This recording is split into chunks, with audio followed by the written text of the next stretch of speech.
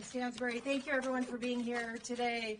I'm going to talk about education, which is an issue that does not just affect women. It affects women, children, families, and the economy.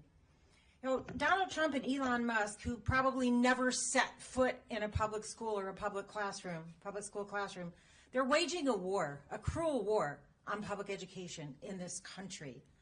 I'm Suzanne Bonamici. I represent the 1st Congressional District of Oregon, and before I came to Congress, I fought for education issues for public education in the state legislature, and I spent years as a public school parent.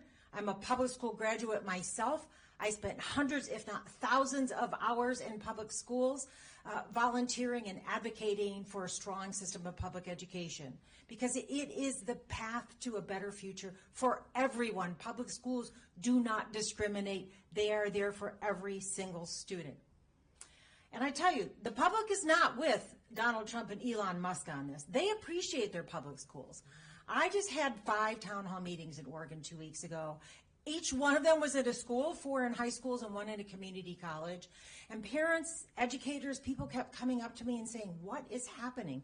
What will happen to my child? I have 2 children with disabilities, one mom told me. A principal just told me, if we don't have the federal funding, we won't be able to run our before and after school programs. We'll have less support for our students, particularly the students at risk. So why are they doing this? Why does the Trump administration want to close the Department of Education, cut education funding, and privatize education? Well, they say it's because education is up to the states. And much of it is. Much of the funding is, and definitely the curriculum is. The Trump administration and my Republican colleagues say they don't want woke curriculum, which of course they cannot define. That's not a federal issue. That is up to their local school boards and their states. So why are they doing this?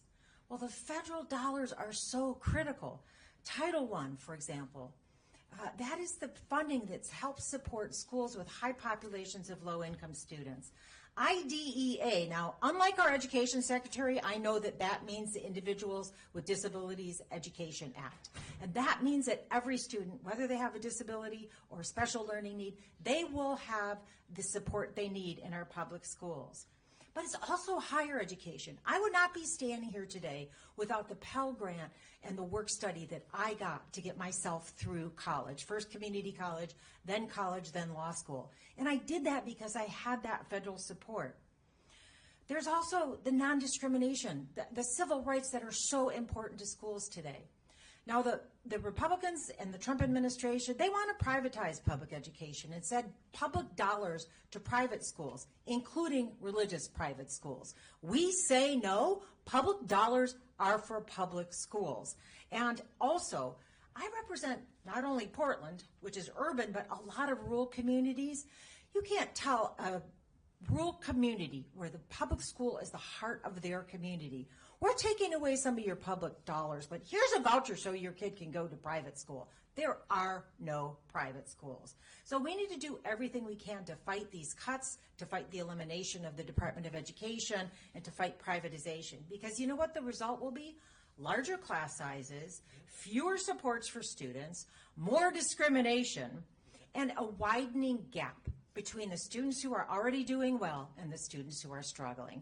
So we're there for this fight. I know the Democratic Women's Caucus stands with me, and we will indeed fight, and we will not back down because public education is there to provide a path to a better future for every student. And I also want to add, in addition to the court decision that Representative Stansbury mentioned that happened yesterday in California. Last night, there was also a federal judge in Maryland who came up with the same conclusion. These indiscriminate firings of probationary employees, it's wrong, and they need to be brought back to work in every agency. So the courts are on our side. We're going to keep fighting. We're going to legislate when we can, litigate when we need to, and we're going to keep up the fight. And we won't back down. Public education is too important to our future. Thank you. And now it is my honor to turn it over to my amazing colleague from North Carolina, Representative Deborah Ross.